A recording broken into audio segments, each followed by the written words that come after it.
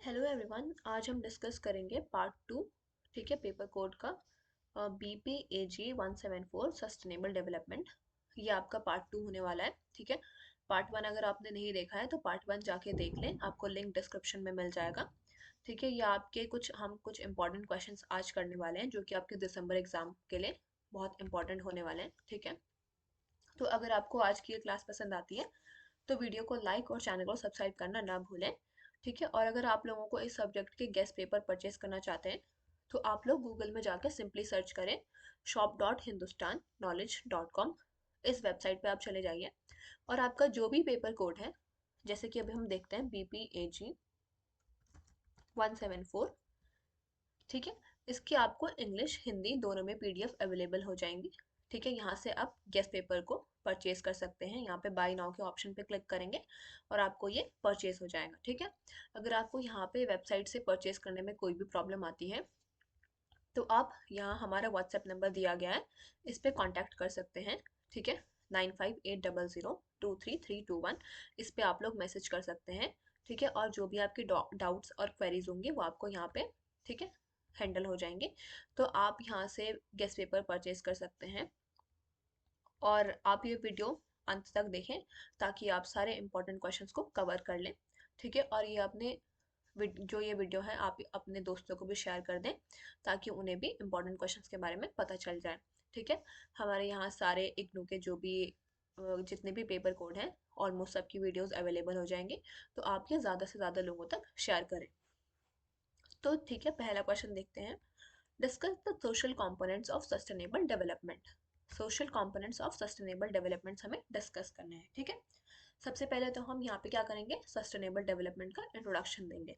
Sustainable development means improving the quality of life for people today without harming the ability of future generations to meet their needs। अब sustainable development क्या होता है कि हमें जो अपनी क्वालिटी है लाइफ की उसे इम्प्रूव तो करना है आज के लिए, पर लेकिन without harming the ability of future generation to meet their needs, यानी कि आने वाले जनरेशन के लिए हमें बचाव करके रखना है हर चीज़ का। It has three main pillars, economic, environmental and social. यानी कि सस्टेनेबल डेवलपमेंट जो है उसके क्या है, तीन मेन पिलर्स हैं। पहला इकोनॉमिक, दूसरा एनवायरमेंटल, तीसरा social. The social component focuses on people, their well-being and the system that supports a fair and healthy society। अब जो सस्टेनेबल डेवलपमेंट का सोशल कंपोनेंट है वो किस पे फोकस करता है, इट फोकसेस ऑन पीपल। ठीक है, उनके वेलबींग के, उनके सिस्टम पे जो कि सपोर्ट करता है एक फेयर और हेल्दी सोसाइटी को। पहला है social equality and justice. A key part of sustainable development is ensuring that everyone gets equal opportunities. पहला क्या है हमारा यहाँ पे, सोशल इक्वालिटी एंड जस्टिस। एक सस्टेनेबल डेवलपमेंट का की पार्ट क्या है, ये इंश्योर करना है कि जो सब है उनको क्या है, इक्वल अपॉर्चुनिटीज मिले।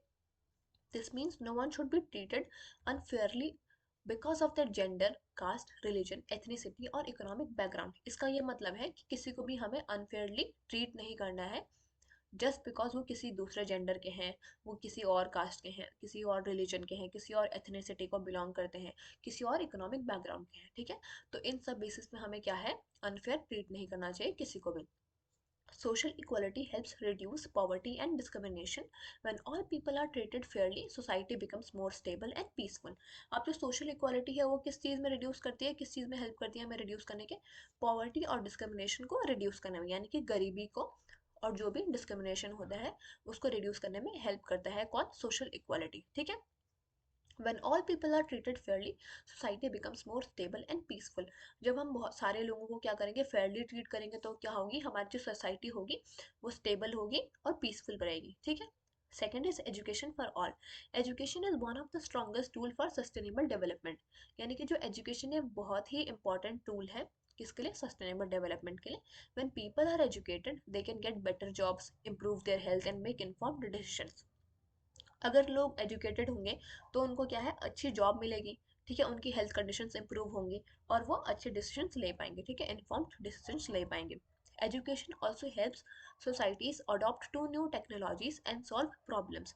अब एजुकेशन क्या है, सोसाइटीज़ को हेल्प भी करती है अडेप्ट करने में नई नई टेक्नोलॉजीज़ को और प्रॉब्लम्स को सॉल्व करने में।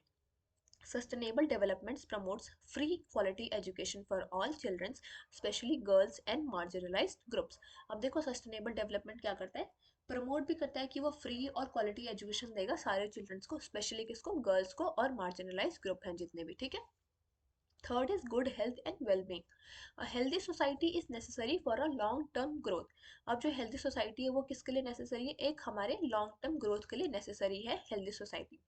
Access to clean drinking water, nutritious food, basic health care and sanitation help people live better lives, ठीक है।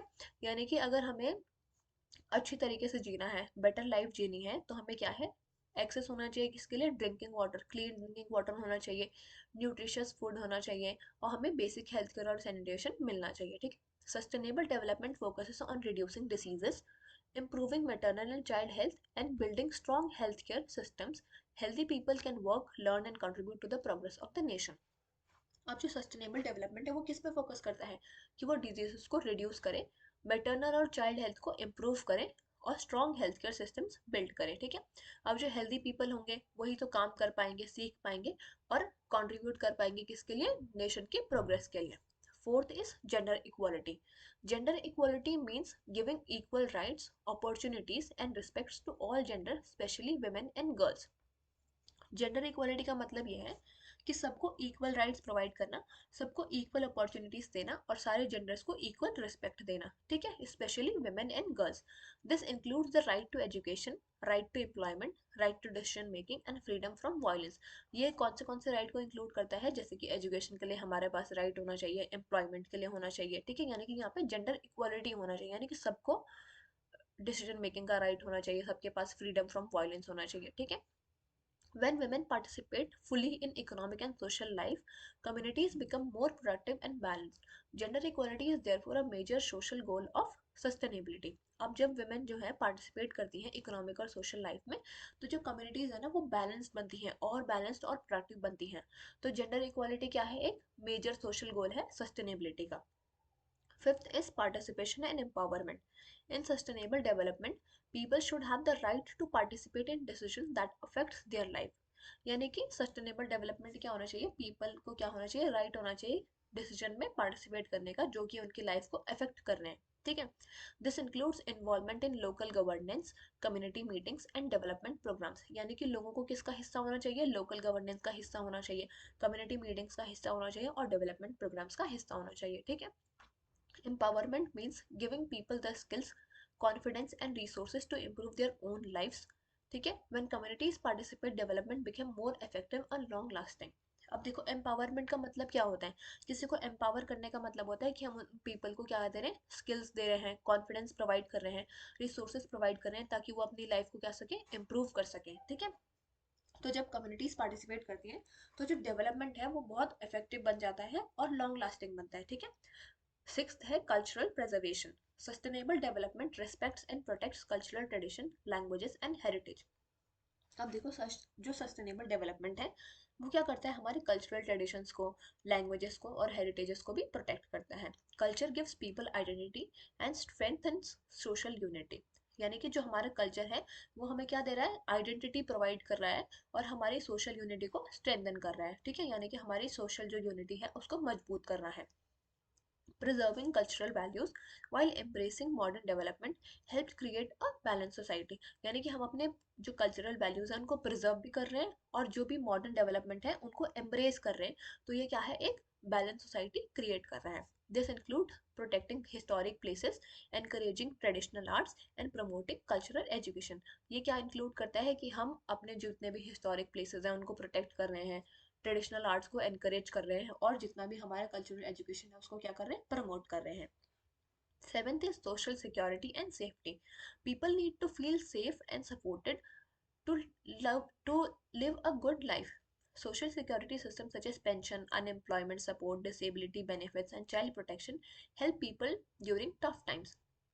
अब देखिए लोगों को क्या है, लोगों को सेफ फील करना चाहिए, ठीक है, और सोशल सिक्योरिटी सिस्टम्स होने चाहिए जैसे कि पेंशन हो गए, अनएम्प्लॉयमेंट सपोर्ट्स हो गए, डिसेबिलिटी बेनिफिट्स हो गए, चाइल्ड प्रोटेक्शन हो गए, ताकि वो उनको क्या करें, लोगों को टफ टाइम्स में प्रोटेक्ट करें। Safety also includes protection from crimes, violence and disaster. A secure society is more resilient and better able to face future challenges.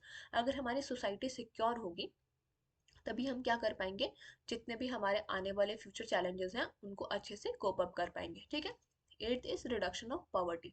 Poverty reduction is one of the most important social components. यानी कि poverty को खत्म करना, यानी कि गरीबी को खत्म करना एक बहुत ही इंपॉर्टेंट सोशल कंपोनेंट है. ठीक है. Sustainable development works to provide jobs, fair wages and basic services to poor families. When poverty decreases, societies become stronger, healthier and more productive. अब सस्टेनेबल डेवलपमेंट क्या करते हैं कि वो जॉब्स प्रोवाइड करते हैं, फेयर वेजेस देते हैं, ठीक है, और बेसिक सर्विसेज देते हैं पुअर फैमिलीज को. अगर हमारे यहाँ से गरीबी डिक्रीज होगी तो हमारी सोसाइटी क्या होगी, स्ट्रांग होगी, हेल्दी होगी और प्रोडक्टिव बनती जाएगी. तो इसका हम कंक्लूजन देखते हैं. कंक्लूजन क्या है? The social components of sustainable development aim to create a fair, healthy, educated and secure society. यानी कि सस्टेनेबल डेवलपमेंट का सोशल कंपोनेंट का क्या गोल है? उनका गोल है कि वो एक healthy, fair, educated and secure society को क्रिएट करें. ठीक है. By ensuring equality, improving health, education. यानी कि इक्वालिटी को इंश्योर करके, हेल्थ को इम्प्रूव करके, एजुकेशन को एम्पावर करके. ठीक है. empowering communities through education, preserving culture and reducing poverty. Sustainable development helps build a better future for everyone. यानी कि जो sustainable development है वो एक better future बनाता है सबके लिए. ठीक है. तो यहाँ पे आपका पहला क्वेश्चन खत्म होता है. ठीक है. तो अगर आपने अभी तक वीडियो को लाइक नहीं किया है और चैनल को सब्सक्राइब नहीं किया है तो आप वीडियो को लाइक और चैनल को सब्सक्राइब कर लें, और साथ में हमारे टेलीग्राम ग्रुप में भी ज्वाइन कर लीजिएगा, जिसका लिंक आपको डिस्क्रिप्शन बॉक्स में दिया गया है. वहाँ पे आपको सारी क्लासेस का अपडेट मिलता रहेगा. ठीक है. अब हम सेकंड क्वेश्चन की तरफ चलते हैं. Discuss the meaning and impact of climate change. अब हमें किसकी मीनिंग जाननी है? हमें मीनिंग जाननी है क्लाइमेट चेंज की और उसका क्या इम्पैक्ट है. ठीक है. इंट्रोडक्शन देंगे पहले. Climate change refers to the long term changes in the earth climate, especially rise in the global temperature. climate change का मतलब क्या है कि वातावरण में जो हमारा क्लाइमेट है उसमें क्या चेंजेस आ रहे हैं. ठीक है. तो ये एक क्या होते हैं, लॉन्ग टर्म चेंजेस होते हैं जो कि अर्थ के क्लाइमेट में हो रहे हैं. ठीक है. Specially rise in the global temperature. It happens when natural patterns of weather such as temperature, rainfall and wind changes over time. Climate change कब होता है? जब हमारे जो नेचुरल पैटर्न्स है ना, वेदर के, मौसम के जो भी नेचुरल पैटर्न्स हैं वो जब चेंज होते हैं, जैसे कि टेम्परेचर चेंज हो रहा है, रेनफॉल चेंज हो रही है, विंड चेंज हो रहा है. ठीक है. तो हमारा जो क्लाइमेट है वो भी चेंज होता है. while climate naturally changes over thousands of years, recent changes are happening much faster because of human activities. जो हमारा क्लाइमेट चेंज है ना वो नेचुरली अकर होता है थाउजेंड्स ऑफ ईयर्स में, बट रिसेंट चेंजेस में क्या हो रहा है, ये क्लाइमेट जो चेंज हो रहा है वो फास्टर क्यों हो रहा है? Because of human activities. यानी कि हम इतना ह्यूमन इंटरफेरेंस इतना ज़्यादा कर रहे हैं कि क्लाइमेट चेंज क्या हो रहा है, बहुत फास्टली हो रहा है. ठीक है. The main cause is the increase of green house gases, specially carbon dioxide, methane and nitrous oxide in the atmosphere. यानी कि मेन कॉज क्या है इसका, क्लाइमेट चेंज का मेन कॉज क्या है कि हमारा जो ग्रीन हाउस गैसेस है उसमें इंक्रीज होना. ग्रीन हाउस गैसेस कौन से हैं? Carbon dioxide, methane and nitrous oxide. ठीक है. These gases trap heat from the sun, creating what is called as greenhouse effect, which makes the earth warmer. जो ये ग्रीन हाउस गैसेस होती है ना, ये क्या करती हैं, हीट को ट्रैप कर लेती हैं. जो भी सन से हमारे पास हीट पहुंचती है उसको ये ट्रैप कर लेते हैं, और इससे क्या होता है, ग्रीन हाउस इफेक्ट क्रिएट होता है, जिससे कि हमारी जो अर्थ है वो वार्मर हो जाती है. ठीक है. Human activities like burning fossil fuels, deforestation, and industrial pollution are also the main contributors to this problem. अब जो climate change है उसके लिए main contributor human की activities भी हैं, जैसे कि हम fossil fuels को burn करते हैं, deforestation कर रहे हैं, पेड़ों को काट रहे हैं, industrial pollution कर रहे हैं. ठीक है. तो ये भी क्या है, main contributor है हमारे climate change की problem के लिए. अब हम causes के बारे में देखेंगे. causes of climate change. greenhouse gas emissions. ठीक है. ग्रीन हाउस गैस की जो एमिशन हो रही है, जैसे कि कार वगैरह से, फैक्ट्रीज से, पावर प्लांट से, ये क्या करते हैं, कोल, ऑयल, इन सबको बर्न करते हैं, जिसकी वजह से क्या होते हैं, कार्बन डाइऑक्साइड रिलीज होती है. तो इस वजह से क्या हो रही है, क्लाइमेट चेंज हो रहा है. सेकंड है डेफोरेस्टेशन. डेफोरेस्टेशन का मतलब है कि पेड़ों की काटना, cutting down the trees to reduces the earth ability to absorb carbon dioxide. अगर हम पेड़ों को काट देंगे तो जो अर्थ की एबिलिटी है, ठीक है, अर्थ के ट्रीज की एबिलिटी है कार्बन डाइऑक्साइड को ऑब्जॉर्ब करने की, वो क्या हो जाती है, डिक्रीज हो जाती है. ठीक है. Third is industrial pollution. Factories release harmful gases and chemicals that adds to the global warming.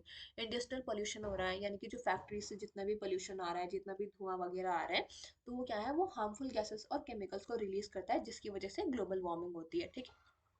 Agriculture. Farming, especially livestock farming, produces methane apart from greenhouse gas. अब देखिए जैसे कि फार्मिंग है, अगर हम लाइफ स्टॉक फार्मिंग करते हैं तो उसमें क्या होता है, मीथेन प्रोड्यूस होती है जो कि एक पावरफुल ग्रीन हाउस गैस है, उसकी वजह से भी क्या हो रहा है, क्लाइमेट चेंज हो रहा है। अब हम देखेंगे what is the impact of climate change. Climate change affects the environment, animals and humans in many ways. यानी कि जो क्लाइमेट चेंज है वो किस किस को इफेक्ट कर रहा है, हमारे इन्वायरमेंट को, हमारे वातावरण को, एनिमल्स को और हम ह्यूमंस को। ठीक है, पहला है rising temperature. The earth is getting hotter leading to more heat waves. This can cause health problems like heat strokes and dehydration. अब देखिए हमारे जब क्लाइमेट चेंज का जो इम्पैक्ट है, पहला तो है कि टेम्परेचर राइज हो रहा है, हमारी जो अर्थ है वो हॉटर होती जा रही है जिसकी वजह से हीट वेव्स हो रहे हैं। ठीक है, इस वजह से क्या प्रॉब्लम्स हो सकती हैं, इस वजह से हमें हीट स्ट्रोक्स हो सकते हैं, डिहाइड्रेशन हो सकता है। ठीक है, सेकंड है melting ice and rising sea levels. Glaciers and ice caps are melting, causing sea levels to rise. This can cause flood coastal cities and small island, displacing millions of people. यानी कि जैसे कि जो global warming हो रही है, ठीक है, क्लाइमेट चेंज हो रहा है, उससे क्या हो रहा है, आइस मेल्ट हो रही है जिसकी वजह से कि सी लेवल क्या है, राइज हो रहा है। इसकी वजह से जो कोस्टल सिटीज हैं वो उसमें फ्लड आ सकता है। ठीक है, वहां से क्या है, मिलियंस ऑफ पीपल डिस्प्लेस हो सकते हैं। Third is extreme weather events. Climate change increases the frequency and intensity of storms, hurricanes, droughts and floods. These disasters destroy homes, crops and infrastructure. आप देखिए जो क्लाइमेट चेंज हो रहा है उससे क्या हो रहा है, फ्रीक्वेंसी और इंटेंसिटी इंक्रीज हो रही है किस चीज़ की, स्टॉर्म्स की, हरिकेन्स की, ड्राउट्स, फ्लड्स, ठीक है, सूखे की या फिर बाढ़ वगैरह की। ठीक है, जितने भी ये सारे डिजास्टर्स हैं उन सब की क्या हो रही है, फ्रीक्वेंसी इंक्रीज हो रही है। These disaster destroy homes, crops and infrastructure. इन डिजास्टर की वजह से क्या होता है, जितने भी हमारे घर होते हैं या फिर क्रॉप्स होती हैं, इंफ्रास्ट्रक्चर होता है, वो क्या हो रहा है, डिस्ट्रॉय हो रहा है। Fourth is impact on wildlife. Many animals and plants cannot adapt to changing climate, which can lead to extinction. For example, polar bears are losing their ice habitat. अब देखिए बहुत सारे जो प्लांट्स और एनिमल्स होते हैं, ठीक है, फ्लोरा फौना जो होता है, वो चेंजिंग क्लाइमेटिक कंडीशंस को अडेप्ट नहीं कर पाते हैं जिसकी वजह से उनका क्या हो जाता है, एक्सटिंक्शन हो जाता है, यानी कि वो खत्म होने की कगार पे होते हैं। जैसे कि एग्जांपल के लिए पोलर बियर्स हैं, वो अपने आइस हैबिटेट को क्या कर रहे हैं, लूज कर रहे हैं, क्योंकि क्या हो रहा है, क्लाइमेट चेंज हो रहा है तो उसकी वजह से जो है आइस मेल्ट होती जा रही है। ठीक है, fifth is effect on agriculture. Changes in rainfall and temperature affects farming. Some crops may fail, leading to food shortages and higher prices. अब देखिए जैसे जैसे रेनफॉल और टेम्परेचर में चेंज आ रहा है तो उसकी वजह से क्या होता है, वो फार्मिंग को भी अफेक्ट करता है, क्योंकि बहुत सारे जो क्रॉप्स होते हैं वो क्या होते हैं, वो फेल हो जाते हैं, उसकी वजह से क्या होता है, फूड शॉर्टेजेस हो जाते हैं जिसकी वजह से हायर प्राइसेस हो जाता है। ठीक है, sixth is health risk. Climate change can increase diseases like malaria and dengue because mosquitoes thrive in warmer climates. अब देखिए जैसे जैसे क्लाइमेट चेंज हो रहा है तो उसकी वजह से हमें जैसे कि मलेरिया हो गया, डेंगू हो गया, ये सारे डिजीजेस भी इंक्रीज हो सकते हैं क्योंकि जो मॉस्किटोज होते हैं वो वार्मर क्लाइमेट्स में थ्राइव करते हैं। ठीक है, अब हम देखेंगे सोशल एंड इकोनॉमिक इम्पैक्ट क्या है। Climate change does not only affect the environment but it also affects human lifes and the economy. अब जो क्लाइमेट चेंज हो रहा है वो सिर्फ हमारे वातावरण को ही नहीं इफेक्ट कर रहा है बल्कि वो हमारे ह्यूमन लाइफ को भी इफेक्ट कर रहा है, हमारी इकोनॉमी को भी इफेक्ट कर रहे हैं। Natural disasters caused by climate change destroys homes, roads and schools, forcing governments to spend more on recovery. देखो नेचुरल डिजास्टर की वजह से क्या होता है, हमारे जो घर होते हैं, रोड होती हैं, इंफ्रास्ट्रक्चर होता है, स्कूल्स होते हैं, वो सब टूट जाते हैं, डिस्ट्रॉय हो जाते हैं। तो उसकी वजह से क्या होता है, गवर्नमेंट को और ज़्यादा स्पेंड करना पड़ता है हमारी रिकवरी पे। People may lose jobs and food shortages can lead to hunger and conflicts. Poor countries are hit harder because they have fewer resources to adapt. अब देखो यहाँ पे क्या होता है, जो लोग होते हैं वो अपनी जॉब्स भी खो देते हैं। फूड शॉर्टेजेस जब होते हैं तो वो हंगर के लिए लीड हो सकते हैं, यानी कि फूड शॉर्टेजेस की वजह से हंगर हो सकता है। अब जो पुअर कंट्रीज है ना उनको ज़्यादा प्रॉब्लम होती है ऐसे टाइम पे, क्योंकि उनके पास क्या होते हैं, बहुत ही कम रिसोर्सेज होते हैं अडेप्ट करने के लिए। तो इसका अगर हम कंक्लूजन देखें तो climate change is a serious problem that affects the whole planet. यानी कि क्लाइमेट चेंज एक बहुत ही सीरियस प्रॉब्लम है जो कि पूरे प्लानट को क्या है, इफेक्ट करती है। It causes are mainly human activities and its effects are wide spread including extreme weather, health risk and economic losses. यानी कि जो भी ये क्लाइमेट चेंज हो रहा है वो किसकी वजह से हो रहा है, it is because of human activities. और जो इसके प्रभाव पड़ रहे हैं ना हम पे वो बहुत ही वाइड स्प्रेड है, जैसे कि एक्सट्रीम वेदर कंडीशंस हो रही हैं, हेल्थ रिस्क हो रहे हैं, इकोनॉमिक लॉसेस हो रहे हैं। ठीक है, तो to reduce its impact people need to use cleaner energy, plant more trees, reduce waste and protect natural resources. अब इन सब के इम्पैक्ट को रिड्यूस करने के लिए पीपल को क्या करना चाहिए, क्लीनर एनर्जी को यूज़ करना चाहिए। ठीक है, ज़्यादा से ज़्यादा ट्रीज लगाने चाहिए, एफोरेस्टेशन करना चाहिए। वेस्ट को रिड्यूस करना चाहिए और नेचुरल रिसोर्सेज को प्रोटेक्ट करना चाहिए। Every small action counts. If we work together, we can slow down climate change and protect our planet for future generation. अगर हम लोग क्या करें, साथ में मिलकर काम करें और हम क्लाइमेट चेंज को स्लो डाउन कर लें, तो हम क्या कर सकते हैं, अपने प्लानट को प्रोटेक्ट कर सकते हैं फ्यूचर जनरेशन्स के लिए। ठीक है, तो ये वाला क्वेश्चन भी खत्म होता है। अगला क्वेश्चन देखते हैं। Examine the role of green technologies in health and sanitation. इस क्वेश्चन में आपसे क्या पूछा जा रहा है कि आपको ग्रीन टेक्नोलॉजीज का रोल बताना है हमारे हेल्थ और सैनिटेशन में। ठीक है, green technologies are innovative solutions that focus on protecting the environment while improving human life. अब green technologies क्या है, ये एक innovative solutions हैं जो कि फोकस करते हैं हमारे environment को protect करने में और हमारी लाइफ को भी improve करने में। ठीक है, in the fields of health and sanitation, they play a crucial role in creating a cleaner, safer and more sustainable communities. अब health और sanitation के मामले में क्या है, ये बहुत ही important role play करते हैं। ठीक है, to create a cleaner, safer and sustainable communities. These technologies use natural resources efficiently, reduce pollution and promote better hygiene and healthcare practices. अब जो ये टेक्नोलॉजीज है ना, ये नेचुरल रिसोर्स को ही एफिशिएंटली यूज करते हैं और पोल्यूशन को रिड्यूस करते हैं और हमारी एक बेटर हाइजीन प्रमोट करते हैं। ठीक है, first is clean water solutions. Access to clean water is essential for good health, यानी कि अगर हमारे पास साफ पानी होगा तब भाई हमारी हेल्थ जो है वो एसेंशियल होगी, अच्छी होगी। ठीक है, हमारी हेल्थ जो है वो अच्छी होगी अगर हम साफ पानी के लिए, ठीक है, हमें अगर एक्सेस होगा साफ पानी का। Green technologies have introduced advanced water purification methods that are eco-friendly. अब जो green technologies हैं उन्होंने क्या किया है, advanced water purification method introduce किया है जो कि क्या है, इको फ्रेंडली है। ठीक है, for example, solar water purifiers use sunlight to remove bacteria and harmful chemical from water without electricity. अब जैसे जो solar water purifiers हैं वो क्या करते हैं, सनलाइट को यूज करते हैं जो भी पानी में बैक्टीरिया है उनको हटाने में। ठीक है, similarly rain water harvesting system collect and store rain water, reducing dependence on contaminated water resources. अब जैसे कि हमारा रेन वाटर हार्वेस्टिंग जब हम करते हैं तो उससे क्या होता है हमारा, ठीक है, स्टोर, हम रेन वाटर को स्टोर करते हैं और हमारी जो डिपेंडेंस है वो रिड्यूस हो जाती है कंटेमिनेटेड वाटर सोर्सेज पे। These technologies prevent waterborne diseases like cholera, diarrhea and typhoid, improving overall public health. तो इन टेक्नोलॉजी से क्या होती है, जितने भी वाटरबॉर्न डिजीजेस हैं यानी कि जो हमारे को वाटर से हो सकती हैं, ठीक है, जो कि गंदे पानी से हो सकती हैं, जैसे कि कॉलेरा हो गया, डायरिया हो गया, टाइफाइड हो गया, इससे क्या होता है हमारे फिर इंप्रूव होता है। इस टेक्नोलॉजी से हम ओवरऑल हेल्थ को इंप्रूव कर सकते हैं। Second is eco friendly waste management. Proper waste management is vital for sanitation and disease prevention, यानी कि अगर हम अपने वेस्ट को अच्छे से मैनेजमेंट करेंगे, ठीक है, वेस्ट का प्रॉपर मैनेजमेंट करेंगे, प्रॉपर डिस्पोजल करेंगे, तो जो ये है ये बहुत ही वाइटल है हमारे किसके लिए, सैनिटेशन के लिए और डिजीज प्रिवेंशन के लिए। ठीक है, हमें ये बीमारियों से भी दूर रखेगा, ठीक है, और साफ सफाई में भी हेल्प करेगा। Green technologies help manage both solid and liquid waste effectively. अब जो ये ग्रीन टेक्नोलॉजीज है ना, ये हमें मैनेज करती हैं, ठीक है, to help both the solid and liquid waste effectively, यानी कि लिक्विड और सॉलिड वेस्ट जो भी हमारा गीला कूड़ा होगा या फिर सूखा कूड़ा होगा उसको मैनेज करने में ये बहुत हेल्प करता है। ठीक है, biodegradable waste can be converted into compost using organic waste converters, reducing landfill waste and harmful emissions.